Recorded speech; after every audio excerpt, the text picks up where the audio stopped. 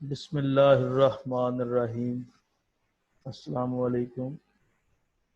जी बच्चों, last time हमने hybridisation जो थी कार्बन की सैचुरेटेड और अनसैचुरेटेड हाइड्रोकार्बन में वो डिटेल से डिस्कस कर ली थी हमने। उसकी टाइप्स sp3, sp2 और sp हिब्रिडाइजेशन।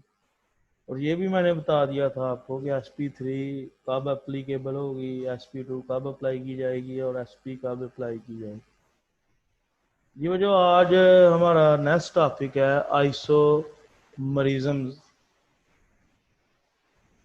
आइसोमरिज्म लफ्ज़ देखें जिसमें आइसो और मरिज्म, इसका क्या मतलब कि same molecular formula but different structural formula, के दो या दो से ज़्यादा ऐसे कंपाउंड जिनके कीमियाई या मालिकुलर फार्मूला एक जैसे हों लेकिन उनके स्ट्रक्चरल फार्मूले डिफरेंट हो जाएं, साख्ती फार्मूले एक दूसरे से मुख्तलिफ हो जाएं, तो ऐसे कंपाउंड या मालिक्यूल एक दूसरे के आइसोमर्स कहलाएंगे और इस फिनोमेना को हम आइसोमरिज्म्स का नाम देंगे।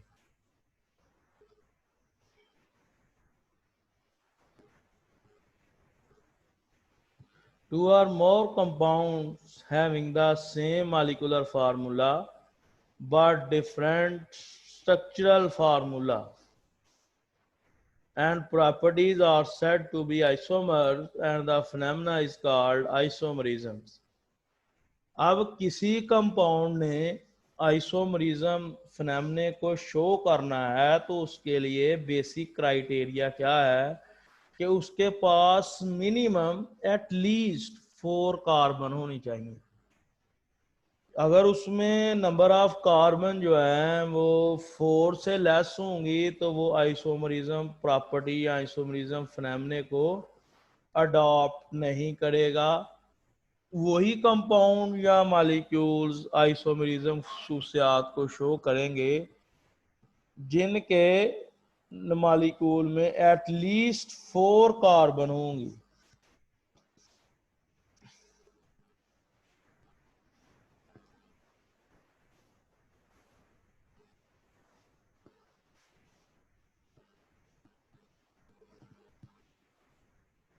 अब ये देखिए, ये मेरे पास एक कंपाउंड है, 2 कंपाउंड। अब इनमें आप मॉलिक्यूलर फार्मूला इनका चेक कीजिए और स्ट्रक्चरल फार्मूला चेक कीजिए।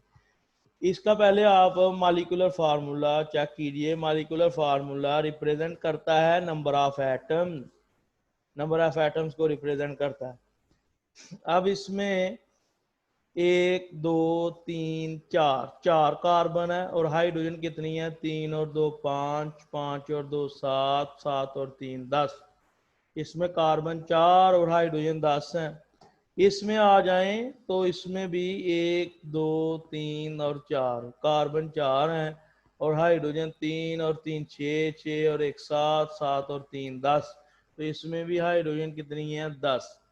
तो दोनों फार्मूलाज में आप देख रहे हैं कि नंबर ऑफ एटम सेम है। मतलब क्या कि इन दोनों का मॉलिक्यूलर फार्मूला सेम है, लेकिन डिफरेंस किस जगह पर आ रहा है?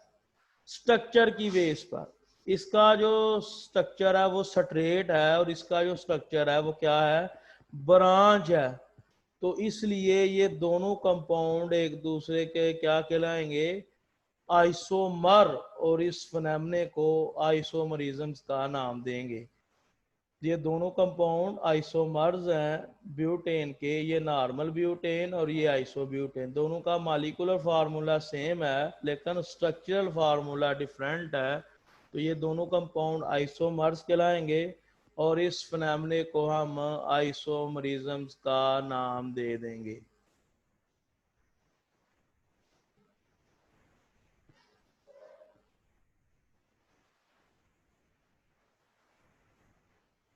अब मैंने वही बात जो आपको बता दी, आइसोमरिज्म फिनोमेना, जो आइसोमरिज्म करैक्टरिस्टिक्स है, प्रॉपर्टी जो है वो कब अडॉप्ट की जा सकती है, कोई कंपाउंड कब उसको फॉलो करता है। जब उसमें एटलीस्ट 4 कार्बन हो, अगर उसमें नंबर ऑफ कार्बन जो है वो 4 से कम हो जाए तो वो आइसोमरिज्म खसूसियात को शो नहीं करेंगी।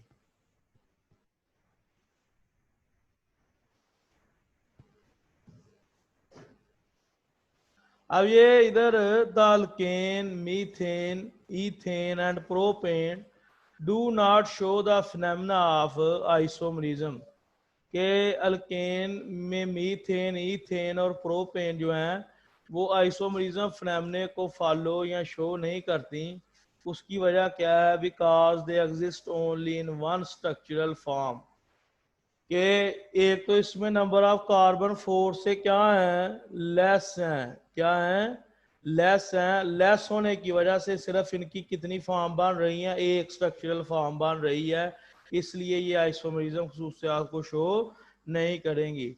आइसोमरिज्म खसूसियात को वही कंपाउंड शो करेगा जिसमें जिस स्ट्रक्चरल फॉर्म जो है वो मोर देन क्या हूँ? 1 हूँ, 1 से ज्यादा हूँ, तभी वो आइसोमरिज्म खसूसियात को शो करेगा। और मोर देन 1 स्ट्रक्चरल फॉर्म कब बन सकती हैं किसी भी कंपाउंड की?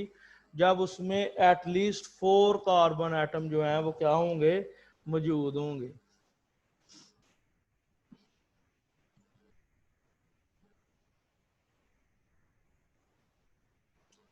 अच्छा, अब आइसोमरिज्म जो प्रॉपर्टी या खसूसियात है उसको 2 टाइप्स में डिवाइड किया गया है, structural isomerism and geometric isomerisms. Structural isomerisms क्या होते हैं? ऐसे आइसोमर्स जिनका मॉलिक्यूलर फार्मूला तो सेम होता है, लेकिन डिफरेंस कहां पर आता है?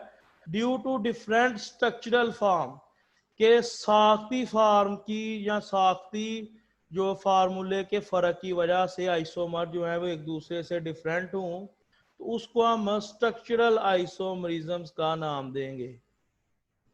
The structural isomerism arises due to difference in the arrangement of atom within the molecule. Molecule के अंदर एटम की अरेंजमेंट के फर्क की वजह से स्ट्रक्चरल आइसोमरिज्म जो है वो बनते हैं। यानी कि आप कह सकते हैं कि आइसोमरिज्म को हम 2 टाइप्स में डिवाइड करते हैं। One is structural isomerism, second is geometric isomerism. Structural isomerism ऐसे आइसोमर जिनका मॉलिक्यूलर फार्मूला तो सेम होता है लेकिन स्ट्रक्चरल फार्मूला डिफरेंट हो जाए, किसकी वजह से? Different arrangement of atom within the molecule, molecule के अंदर एटम की मुख्तलिफ अरेंजमेंट होने की वजह से जो आइसोमर्स होंगे उसको हम स्ट्रक्चरल आइसोमरिज्म्स का नाम देंगे। अब ये देखें, एग्जांपल दे देगी, ब्यूटेन शो आइसोमरिज्म। कौन सी आइसोमरिज्म ये शो करता है? स्ट्रक्चरल आइसोमरिज्म शो करता है। क्या मसला है आपको?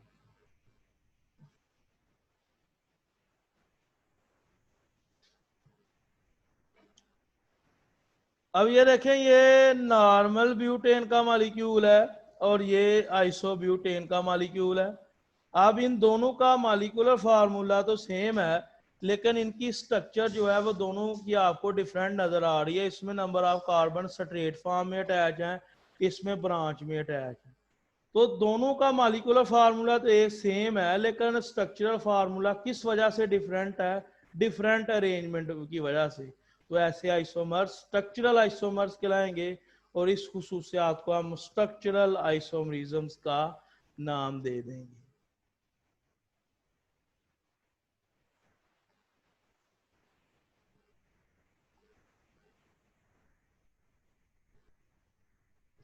अब ये मैंने आपसे क्वेश्चन शो किया है, how many carbon are present to show the process of isomerism, कि कितने कार्बन जो है वो आइसोमरिज्म खसूसियात को शो करते हैं। Isomerism is not only possible but common if the compound more than 3 carbon, कि कम अज कम उसमें 4 कार्बन होनी चाहिए या 3 से ज्यादा होनी चाहिए कार्बन। अगर किसी कंपाउंड में 4 कार्बन है तो वो फिर आइसोमरिज्म प्रॉपर्टी को, फिनोमेना को अडॉप्ट करेगा। अगर उसमें नंबर ऑफ कार्बन जो है वो 4 से कम है तो फिर वो आइसोमरिज्म खसूसियात को फॉलो नहीं करेगा। यही वजह है कि मीथेन, ईथेन और प्रोपेन जो है वो आइसोमरिज्म प्रॉपर्टी को शो नहीं करती। क्यों नहीं शो करती? क्योंकि उसमें नंबर ऑफ कार्बन एटम जो है वो 4 से कम होते हैं। और क्या क्राइटेरिया किसी भी कंपाउंड के लिए कि वो आइसोमरिज्म खसूसियात को शो करे कि उसमें एटलीस्ट 4 नंबर ऑफ कार्बन या ग्रेटर देन 3 कार्बन होने चाहिए, फिर वो जो है वो आइसोमरिज्म फिनोमेना को अडॉप्ट करेगा या शो करेगा। As the number of carbon atom in hydrocarbon increase, the number of possible isomers increase very rapidly. अब ये देखें, कहता है जैसे जैसे हाइड्रोकार्बन में नंबर ऑफ कार्बन बढ़ते जाएंगे तो उसी तरह उसके पॉसिबल आइसोमरिज्म की तादाद भी क्या होती जाएगी? बढ़ती जाएगी। आइसोमर किस वजह से बनते हैं? डिफरेंट स्ट्रक्चरल फॉर्म की वजह से। जब नंबर ऑफ कार्बन एटम बनेंगे तो जो अरेंजमेंट का मैनर है वो बढ़ जाएगा। अरेंजमेंट मैनर जब बढ़ेगा तो क्या होगा? आइसोमर्स की जो है वो अमाउंट क्या हो जाएगी? इंक्रीज हो जाएगी। अब ये देखें कि ब्यूटेन, उसमें नंबर ऑफ कार्बन 4 हैं तो वो कितने आइसोमर शो करता है? 2। पेंटेन में 5 कार्बन है, एक कार्बन बढ़ा तो कितने आइसोमर्स बन गए उसके? 3। नॉर्मल, ब्रांच और न्यू। नॉर्मल पेंटेन, आइसोपेंटेन जिसको हम ब्रांच का भी नाम दे सकते हैं, और तीसरा इसका आइसोमर क्या होगा? न्यू। तो जैसे जैसे नंबर ऑफ कार्बन बढ़ते जाएंगे अरेंजमेंट का जो वे है वो भी बढ़ता जाएगा, तो जिस वजह से क्या होगा कि आइसोमर्स की अमाउंट जो है वो इंक्रीज होती जाएगी।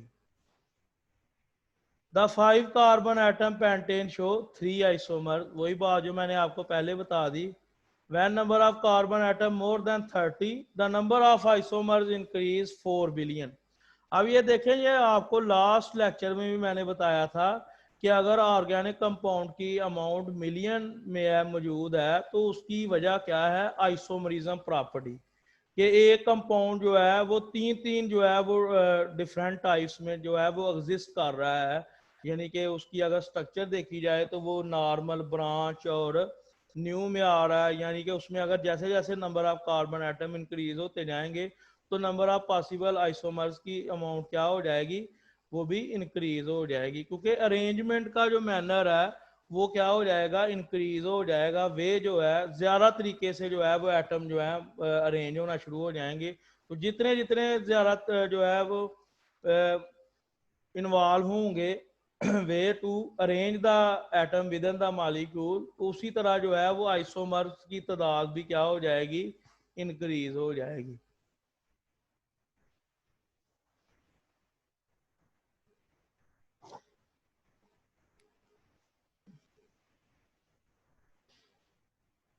अब आइसोमरिज्म्स को हमने 2 टाइप्स में डिवाइड किया हुआ है। एक है स्ट्रक्चरल आइसोमरिज्म और सेकंड है सिस ट्रांस आइसोमरिज्म और ज्योमेट्रिक आइसोमरिज्म। अब ये देखें, स्ट्रक्चरल आइसोमरिज्म, वही बात मैंने जो आपको पहले बता दी कि इनमें आइसोमर का मॉलिक्यूलर फार्मूला एक जैसा होता है, लेकिन स्ट्रक्चरल फार्मूला जो है वो डिफरेंट होगा due to different arrangement of atom within the molecule. मुख्तलिफ अरेंजमेंट होने की वजह से जो है ये आइसोमर्स जो हैं वो डिफरेंट स्ट्रक्चर शो करेंगे, तो ऐसे आइसोमर स्ट्रक्चरल आइसोमरिज्म कहलाएंगे। अब नेक्स्ट इसकी जो टाइप है सिस ट्रांस आइसोमरिज्म, इनमें स्ट्रक्चरल फार्मूला सेम होगा लेकिन डिफरेंशिएशन कहाँ होगी? Position of group around the double bond. Double bond के इर्द गिर्द जो है वो ग्रुप की जो पोजीशन है वो क्या हो जाएगी? डिफरेंट हो जाएगी, मुख्तलिफ हो जाएगी। तो ऐसे आइसोमर्स क्या कहलाएंगे? सिस ट्रांस आइसोमर या ज्योमेट्रिक आइसोमर। अब हम स्ट्रक्चरल आइसोमर्स को पहले स्टार्ट करेंगे कि स्ट्रक्चरल आइसोमर्स क्या होते हैं, उसकी क्या टाइप्स हैं आगे फर्दर।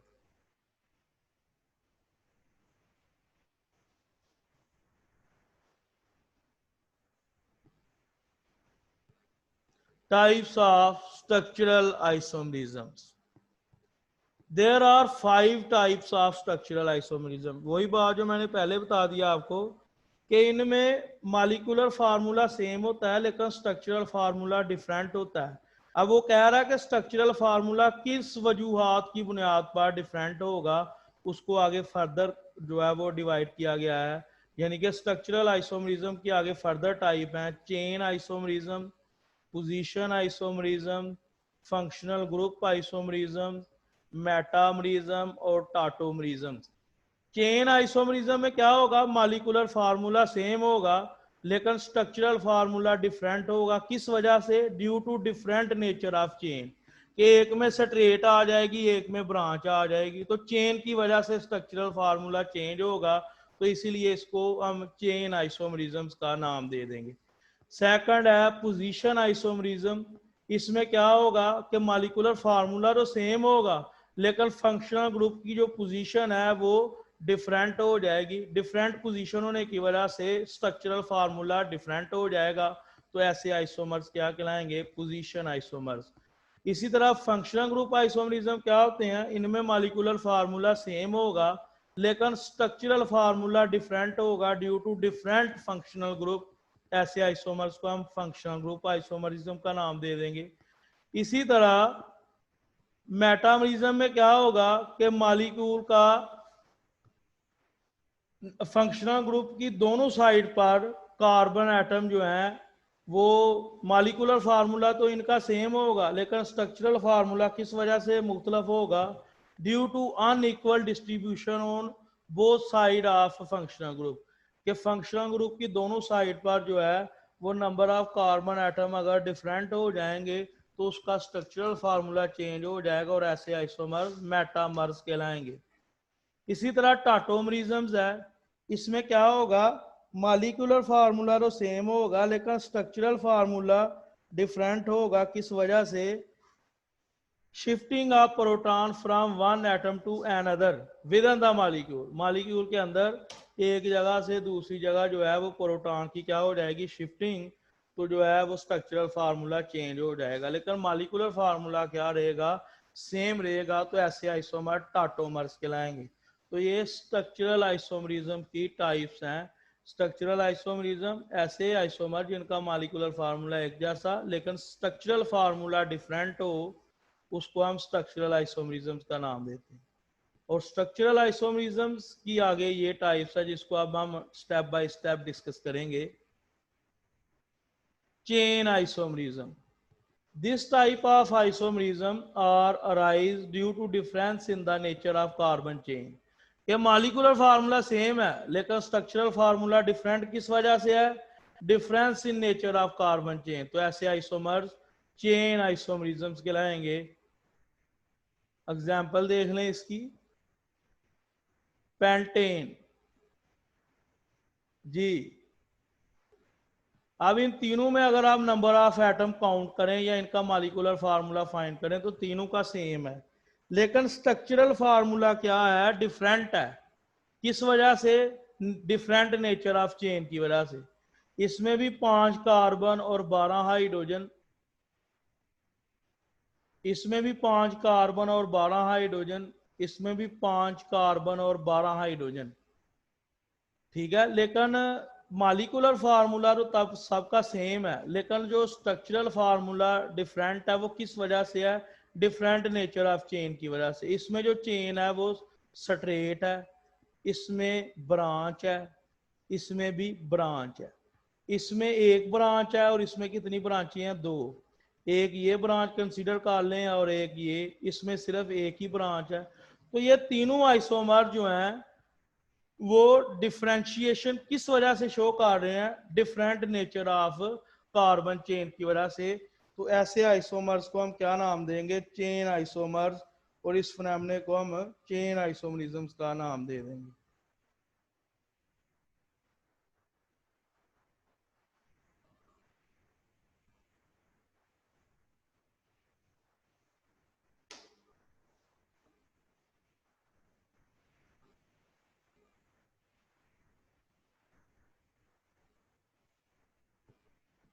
नेक्स्ट आइसोमरिज्म है पोजीशन आइसोमरिज्म। पोजीशन आइसोमरिज्म में क्या होता है कि इसमें जो है वो मॉलिक्यूलर फार्मूला तो सेम होता है कंपाउंड का या आइसोमर्स का लेकिन स्ट्रक्चरल फार्मूला डिफरेंट होगा different position of functional group के फंक्शनल ग्रुप की पोजीशन चेंज होने की वजह से स्ट्रक्चरल फार्मूला चेंज हो जाएगा, तो ऐसे आइसोमर क्या कहलाएंगे? Position isomers. और इस फिनोमेना को हम पोजीशन आइसोमरिज्म का नाम दे देंगे। जी ये देखें,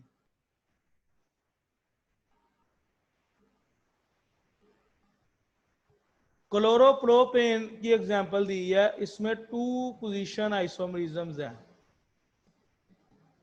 ये देखें कि ये है CH3 bond CH2 bond CH2 bond Cl। इधर मैंने क्लोरीन को पहले कार्बन पर लगा दिया है, ठीक है। इसमें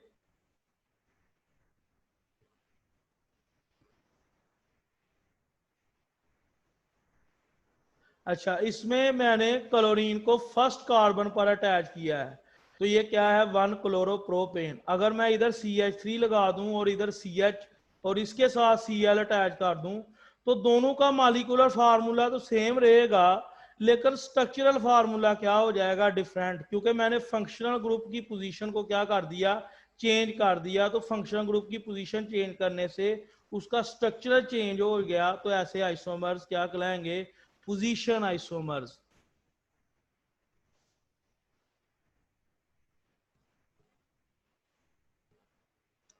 नेक्स्ट है functional group isomerism.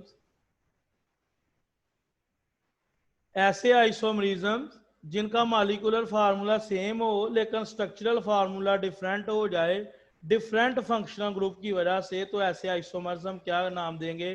Functional group isomers. और इस फिनोमेना को फंक्शनल ग्रुप आइसोमरिज्म का नाम देते हैं। The compound having same molecular formula but different functional group said to exist functional group isomerism. Diethyl ether and ethyl alcohol are functional group isomerism। ये देखें, इसका मॉलिक्यूलर फार्मूला काउंट करें, 1 और 2 carbon 2 है इसमें, और हाइड्रोजन काउंट करें 3 और 3 6 हाइड्रोजन और 1 ऑक्सीजन एटम। और इस कंपाउंड में आप देखें 1 और 1 2 2 कार्बन, हाइड्रोजन काउंट करें 3 और 2 5 5 और 1 6 हाइड्रोजन इसमें भी क्या है? 6 है, और कार्बन 2 है, और इधर ऑक्सीजन भी 1 है। इधर भी कार्बन 2 हाइड्रोजन 6 और ऑक्सीजन 1, इधर भी कार्बन 2 हाइड्रोजन 6 और ऑक्सीजन 1। तो दोनों का मॉलिक्यूलर फार्मूला सेम है, लेकिन स्ट्रक्चर अगर आप देखें तो वो डिफरेंट आपको नजर आ रहा है। वो किस वजह से है? डिफरेंट फंक्शनल ग्रुप की वजह से। इसमें फंक्शनल ग्रुप जो है वो ईथर है, लिंकेज है, और इसमें फंक्शनल ग्रुप जो है वो हाइड्रोक्सल ग्रुप है।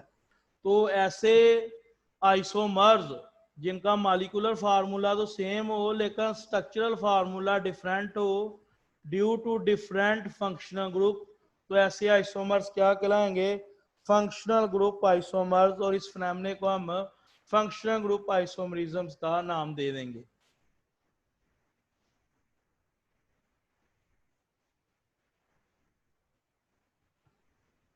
जी नेक्स्ट टाइप है मेटामर्स की या मेटामरिज्म्स की। इसमें कंपाउंड का या मॉलिक्यूल का मॉलिक्यूलर फार्मूला तो सेम होगा, लेकिन उनका जो स्ट्रक्चरल फार्मूला डिफरेंट होगा। वो किस वजह से? Due to unequal distribution of carbon atom on either side of functional group के फंक्शनल ग्रुप की दोनों साइड पर अगर number of carbon atom unequal हो जाएं, तो वो कौन से आइसोमरिज्म को शो करेंगे? मेटामरिज्म्स को। और ऐसे आइसोमर्स क्या कहलाएंगे? मेटामर्स।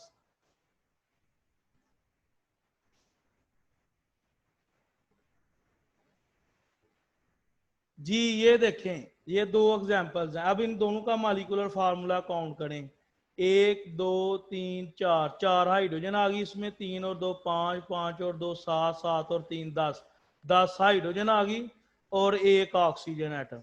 यानी कि इसमें नंबर ऑफ कार्बन 4 हैं और हाइड्रोजन 10 हैं और ऑक्सीजन 1 है। इधर देखें 1 2 3 4 4 कार्बन, हाइड्रोजन काउंट करें 3 और 2 5 5 और 2 7 7 और 3 10 हाइड्रोजन 10 हैं, और कितनी ऑक्सीजन है? 1। अब इन दोनों का मॉलिक्यूलर फार्मूला तो सेम नजर आ रहा है, लेकिन अगर आप इसका स्ट्रक्चर देखिए तो स्ट्रक्चर डिफरेंट है। क्यों डिफरेंट है? क्योंकि फंक्शनल ग्रुप की दोनों साइड पर कार्बन क्या है? अनइक्वल है। फंक्शनल ग्रुप की दोनों साइड पर नंबर ऑफ कार्बन अनइक्वल है। इस केस में देखें तो इस केस में फंक्शनल ग्रुप की दोनों साइड पर नंबर ऑफ कार्बन कितने नजर आ रहे हैं, 2।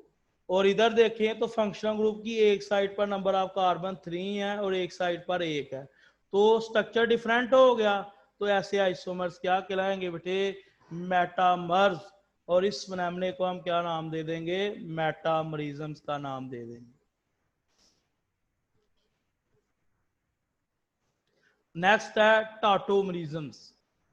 अब टाटोमरिज्म में भी क्या होता है, मॉलिक्यूलर फार्मूला तो सेम होता है लेकिन स्ट्रक्चर डिफरेंट होता है। वो किस वजह से होगा different, shifting of proton from one atom to another within the molecule. Molecule के अंदर ही अगर प्रोटॉन जो है वो एक एटम से दूसरी जगह पर चला जाए तो वो कौन से आइसोमर शो करेंगे, टाटोमर्स। और इस फिनोमेना को हम क्या नाम दे देंगे, टाटोमरिज्म्स का। अब ये देखें जी, इधर आर है, इधर भी आर है, इधर हाइड्रोजन है, इधर भी हाइड्रोजन है, इधर NH2 है, इधर COOH है। अब इधर क्या हुआ है, ये प्रोटॉन इस पॉइंट से इस पॉइंट की तरफ क्या कर गया है, ट्रांसफर कर गया। दोनों में अगर number of carbon atom, number of atom जो है वो काउंट करें तो आपको सेम नजर आ रहे हैं लेकिन स्ट्रक्चर डिफरेंट नजर आ रहा है। इधर NH2 था, इधर NH3 पॉजिटिव, इधर COOH था, इधर COO नेगेटिव था। तो दोनों का नंबर ऑफ एटम यानी कि मॉलिक्यूलर फार्मूला तो सेम है लेकिन स्ट्रक्चर डिफरेंट है। किस वजह से, क्योंकि प्रोटॉन एक पॉइंट से दूसरे पॉइंट की तरफ क्या कर गया है, ट्रांसफर कर गया है।